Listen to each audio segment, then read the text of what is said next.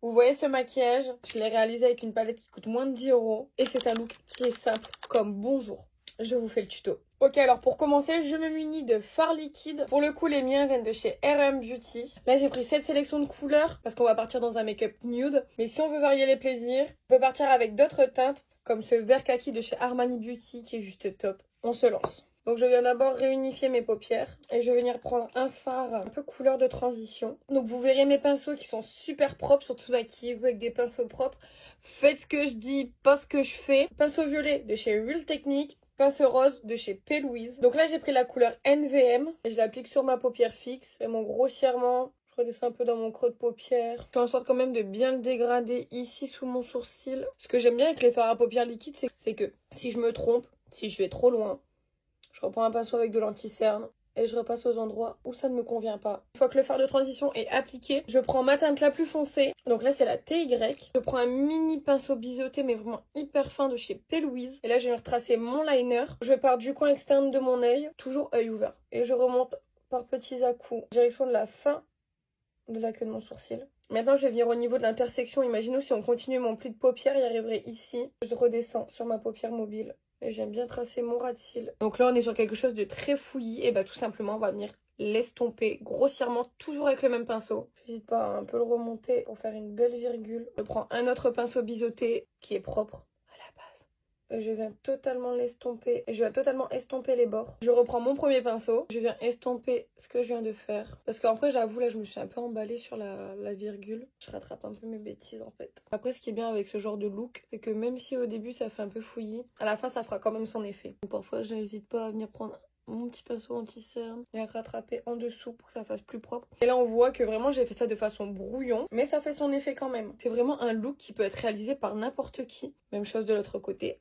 Une fois que j'en suis ici, soit je me dis je continue avec des fards liquides à paillettes parce qu'on veut un look un peu festif, donc n'hésitez pas pour les fêtes. Moi j'en ai deux à vous proposer qui sont juste géniaux et du coup il faudra juste l'appliquer sur la paupière mobile et le remonter pour le flouter avec tout. D'ailleurs dites-moi si vous voulez que je vous montre ce look où j'applique mes petits fards liquides paillettes. Il y a celui-ci de chez MAC en teinte Everyday is Sunshine et il y a celui-ci de chez RM Beauty, c'est le Fembot. Ils ont tous les deux des effets juste dingues.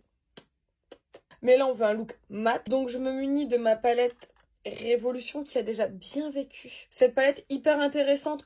Pourquoi? Parce qu'elle fait le taf.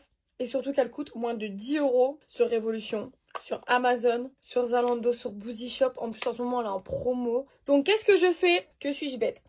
Avant de mettre mon fard à paupières, je prends un correcteur. Donc là, c'est celui de chez Rimmel. Donc, en teinte porcelaine. J'en mets un peu sur mon doigt comme ça. Vous verrez, hein, c'est un maquillage vraiment à la bonne franquette, mais tout le monde peut le faire. Et là, je viens juste essayer de le mettre sur l'avant de mon œil pour venir recréer une base d'accroche. Et là, on se dit, oh là là là là. Et je reprends le premier pinceau. Je viens vite fait estomper, histoire de. Maintenant, je prends pour de vrai ma palette. Je commence par la teinte la plus claire que je vais venir mélanger un tout petit peu avec ce beige là. Encore une fois, à la bonne franquette. Et là, je viens de placer où j'ai mis de l'anti-cerne.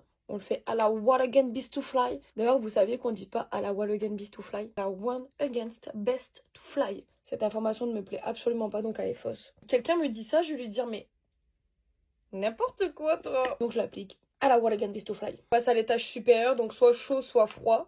Et là, je viens passer au-dessus sur le fard de transition. Une fois que j'en suis ici, donc là, je prends la 4e rangée. Et je vais venir repasser le liner avec le marron très foncé. Normalement, ça doit se faire tout seul parce que ça va juste accrocher au fard liquide. C'est génial. Une fois que c'est fait, donc là, il va falloir évidemment estomper ce qu'on vient de faire. Et je reviens tout flouter. Je reprends mes fards de transition. Maintenant, je viens prendre le noir. Et je repasse vraiment au niveau du ras de cils. Et voilà, je m'arrête là. Vous voyez comment ça me donne un effet œil de chat, mais x10 comparé à l'autre côté. Même chose de l'autre côté du coup. Et une fois que les deux côtés sont faits, je peux venir reprendre les fards du milieu. Je fais un mini ratil pour faire un rappel de couleur. Ah oui, j'ai aussi un peu estompé le clair que j'avais en dessous. Et maintenant, ma petite touche finale avant de faire mes cils, c'est de prendre uniquement le fard clair et de l'appliquer en coin interne. Si vous me connaissez, vous le savez, c'est mon petit péché mignon. Et je viens l'estomper. Et voilà, donc maintenant, je mets mon mascara. Habituellement, j'aurais mis mascara faux cils. Mais là, on va venir appliquer un mascara marron. C'est celui-ci, le Wrap Lash chez Révolution. Non mais clairement, on voit une différence de ouf alors que c'est juste un mascara marron. Et je trouve que ça donne un côté plus doux au regard. Vraiment, il fait de très beaux cils. Ça fait trop beau en fait. Bon, je fais les deux yeux, j'arrive. Et voilà le look des yeux terminé, il ne me restera plus qu'à faire ma bouche et je serai prête à slay avec un maquillage pépite et très facile à réaliser. Je vous fais des bisous.